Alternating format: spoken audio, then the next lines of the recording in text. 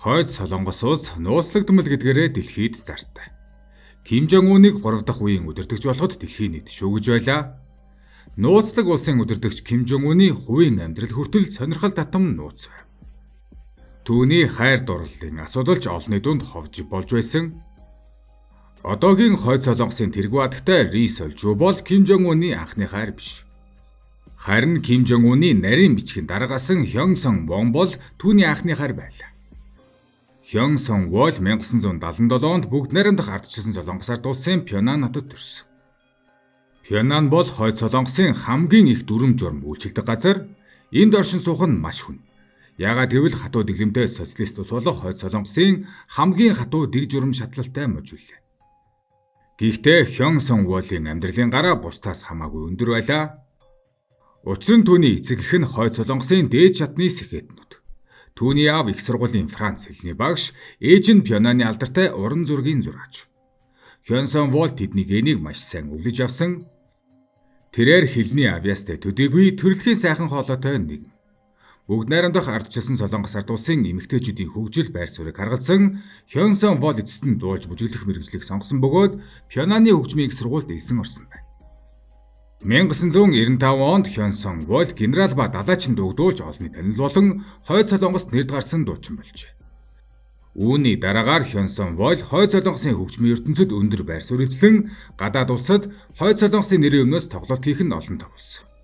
Мөн улсынхаа гавьяат жүжигчин солоор шагнуулсан байна. Хойд Солонгосын нэг онцгой зүйл бол урлагийн тоглолтууд улс төрийн ажилтнуудтай холбоотой байдаг. Хойд Солонгосын төрийн албаа хаагчид мюзикл үзэх дуртай бөгөөд нэгэн тоглолтын үеэр Хён Сон Вол балчир Ким Жон Уны анхаарлыг ихээр татсан байна. Энэ нь түүний эцэг Ким Чен Ирийг маш их санаагаар зовоож байсан. Учир нь Ким Жон Ун Хойд Солонгосын дараагийн удирдагчид нэр дэвшиж байсан тул алдаа гаргах эрхгүй. Түүний нас дэндүү залуу тул хувийн амьдралдаа алдаа гаргаж сургуулиа орхигдуулахыг гэхээс эцэг Ким Чен Ир айж байлаа. Хён Сон Вол Ким Жон Унаас 7 насаар ихч байсан бөгөөд удалгүй тэд харилцаа тогтов. Ирээдүйн удирдагчийн тайван бус байдлыг олгож тайвшруулж чаддаг төдийгүй Франц хэлээр маш сайн ярьдаг, бас хүмүүсийн хоорондын харилцааг зохицуулахдаа гаргууд байж. Ингээд Хён Сон Вол Ким Жон Уны хувьд чухал хүнийх нь нэг болжээ. Ким Жон Ун ээжигээ ятгаснаар бүсгүйг Швейцар руу дагуулan явжээ. Гэхдээ ерөнхий ажил нь удирдагчийн хүүхдүүдийг асран халамжлах явдал байлаа. Хён Сон Вол түүний эгчийн дүрийг маш сайн орлож, Ким Жон Уны гэрээсээ хол байгаагаас үүдэлтэй төгшүүрийг нь ангижруулдаг байж. Тэр үед Ким Жон Ун өсвөр насны хүүхэд байсан ба цаг хугацаа өнгөрөх тусам халамжтай ийдэг, өөрөөсөө 7 насаар ихч Хён Сон Волыг хайрлах болжээ. Бүсгүйч олон жил түүнийг асран халамжилж байсан ч Ким Жон Уныг ирээдүйд Хойд Солонгост ямар байр суурийг эзлэхийг нь маш сайн мэддэг байсан тул түүнтэй төдийлөн өөр харилцаа тогтоохоос эмээдэг байж. Ким Жон Ун Швейцарт суралцаад буцаж ирснийхээ дараа Хойд Солонгосын дээд удирдагчийн хатуу хяналтанд байсан тул Хён Сон Волтой дахин холбогдох боломж олдсонгүй. Хён Сон Вол мөн анхны ажилдаа эргэн орж үргэлжлүүлэн дуулж бүжиглэн электрон найрал хөгжим болон Galaxy нэртэй найрал хөгжмийн ахлагчаар ажиллаж эхэлсэн байна. 1999 онд Хён Сон Вол Ким Жон Унтай удаан хугацааны дараа нэг тоглолтын үеэр дахин уулзах боломж олджээ. Тоглолтын үеэр бүсгүй морьтон охин дугаараа Ким Жон Уны дурсамжийг сэргээж тэдний харилцааны үндэс суурийг тавьсан. Ким Жон Ун Хойд Солонгосын 3 дахь үеийн удирдагчаар тодорох үед Ким Чен Ир түүнд ихнэр хайж эхэлжээ. Хойд Солонгосын тэргүүн хатагтай гэдэг нь өөрийн статусын хувьд бүхэл бүтэн улс орны дүр төрхийг илэрхийлэх тул гадаад төрх шарншин байр суурийн хувьд нарийн тохирох эмэгтэйг хайж байлаа. Энэ хугацаанд Ким Жон Ун эцэгтэйгээ маргаж Хён Сон Волтой гэрэлмээр байгаагаа хэлсэн ч Ким Чен Ир шууд л татгалцсан. Хэдийгээр Хён Сон Волын урлагийн амжилт гарал үүслийн хувьд ямар ч асуудал байгаагүй ч түүнийг Ким Жон Унаас 7 насаар ихч байсан нь асуудал болсон.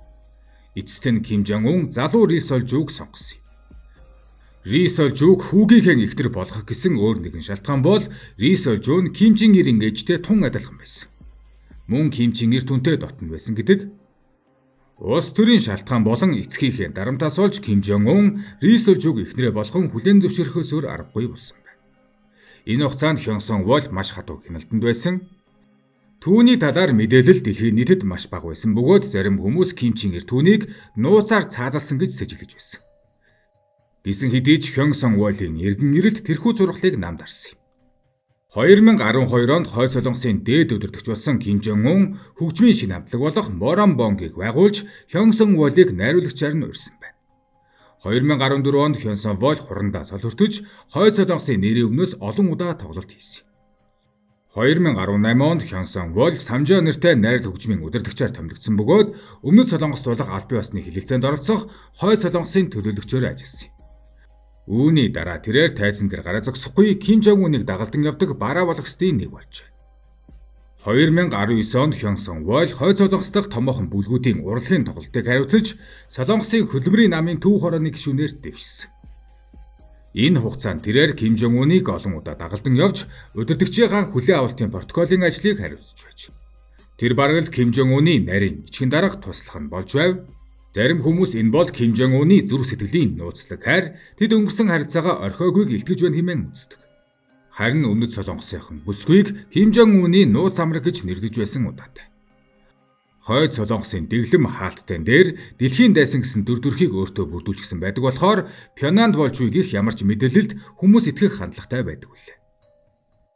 2018 онд Өмнөд Солонгост Хойд Солонгосын төлөөлөгчид албан ёсоор айлчилсан. Хойд Солонгосын Самжаан хөгжмийн нэгдлийн 7 төлөөлөгч тус улсад айлчиж Өмнөд Солонгост болох Олимпийн нээлтийн үеэр хийх тоглолтын тайз заслыг шалгасан. Харин эдгээр 7 төлөөлөгчөөс дэлхийн нийтийн анхаарлыг хамгийн ихээр татсан хүн бол төлөөлөгчдийг тэргүүлж явсан дуучин Хёнсон Вол байлаа.